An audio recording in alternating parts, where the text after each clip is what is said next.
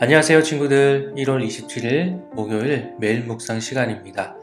오늘은 요한복음 7장 53절에서 8장 20절 말씀까지입니다. 다 각각 집으로 돌아가고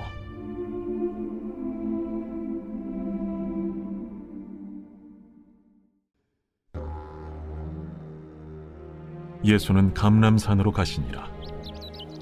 아침에 다시 성전으로 들어오시니 백성이 다 나아오는지라. 앉으사 그들을 가르치시더니 서기관들과 바리새인들이 음행 중에 잡힌 여자를 끌고 와서 가운데 세우고 예수께 말하되, 선생이여, 이 여자가 간음하다가 현장에서 잡혔나이다. 모세는 율법에 이러한 여자를 돌로 치라 명하였거니와 선생은 어떻게 말하겠나이까? 그들이 이렇게 말하면 고발할 조건을 얻고자 하여 예수를 시험함이로라. 예수께서 몸을 굽히사 손가락으로 땅에 쓰시니 그들이 묻기를 맞이하니 하는지라. 이에 일어나 이르시되, 너희 중에 죄 없는 자가 먼저 돌로 치라. 다시 몸을 굽혀 손가락으로 땅에 쓰시니 그들이 이 말씀을 듣고 양심의 가책을 느껴 어른으로 시작하여 젊은이까지 하나씩 나가고 오직 예수와 그 가운데 섰는 여자만 남았더라.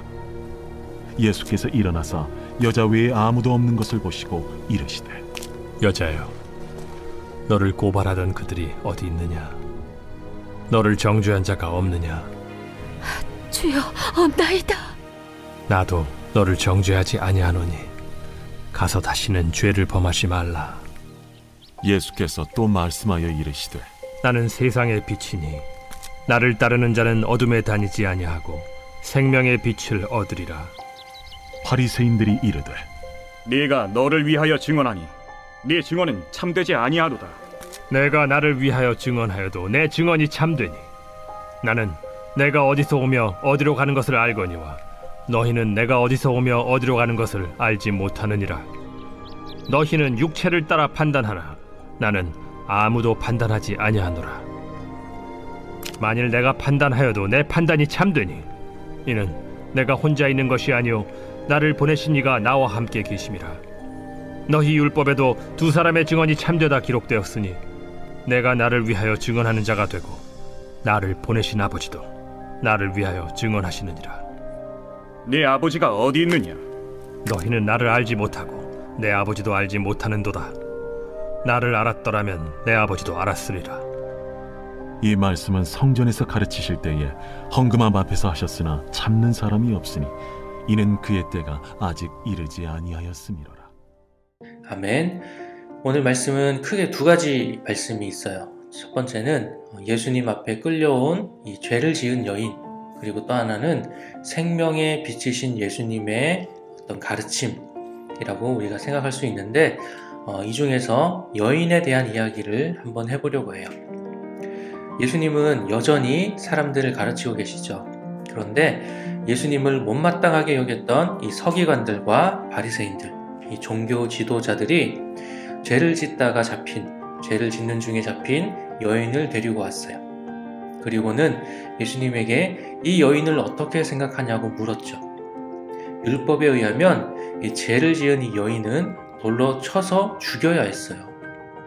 사실 이 종교 지도자들이 예수님에게 이 여인을 데리고 온 이유는 예수님을 함정에 빠뜨리기 위해서였어요. 예수님이 율법대로 이 여인을 돌로 쳐서 죽여라 라고 말씀하시면 예수님은 이 로마의 법을 어기는 것이 되는 거예요. 지금 유대는 그냥 유대인들만의 나라가 아니라 로마라고 하는 나라의 지배를 받고 있었어요. 그래서 이 로마 외에 다른 나라들이 사형을 명령할 수가 없었어요. 자, 그러면 예수님이 율법대로 이 여인을 죽여라 라고 말씀하시면 이거는 로마의 반역자가 되시는 거예요. 하지만 반대로 이 여인을 살려줘라 라고 말씀하시면 어떻게 될까요? 율법을 어기는 것이 되겠죠.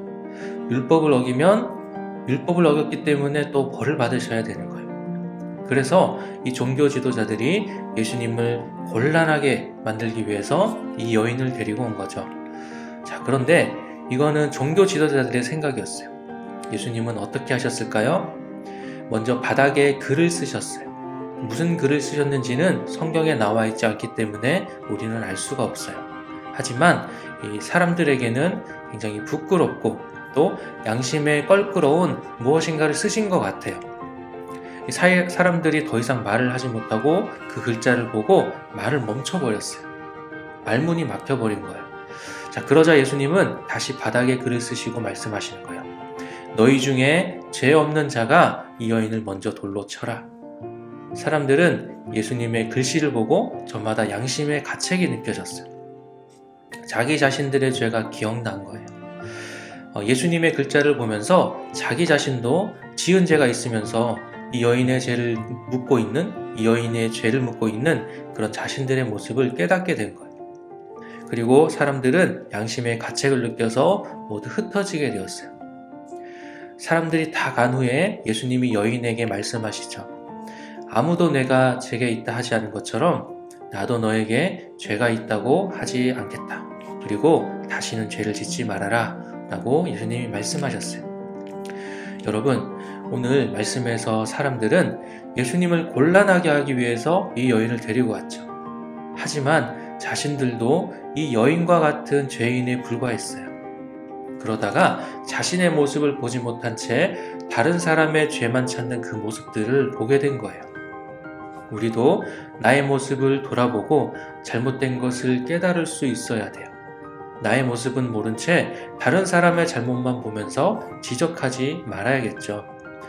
여러분, 무엇보다 중요한 것은 죄가 있다고 벌하시는 분은 우리가 아니에요. 우리가 벌을 하는 것이 아니라 바로 죄가 있다고 벌하시는 분은 하나님이시다라는 거예요.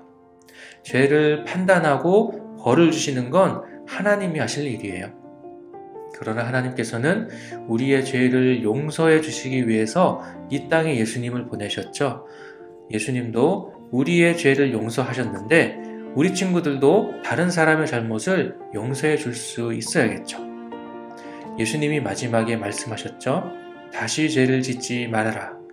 우리 친구들, 오늘 말씀을 통해서 나의 잘못을 돌아볼 줄 알고 다시 똑같은 잘못을 반복하지 않기 위해 힘쓰는 우리 친구들이 되기를 소망합니다. 자, 오늘 말씀은 여기까지. 내일 또 만날게요. 안녕.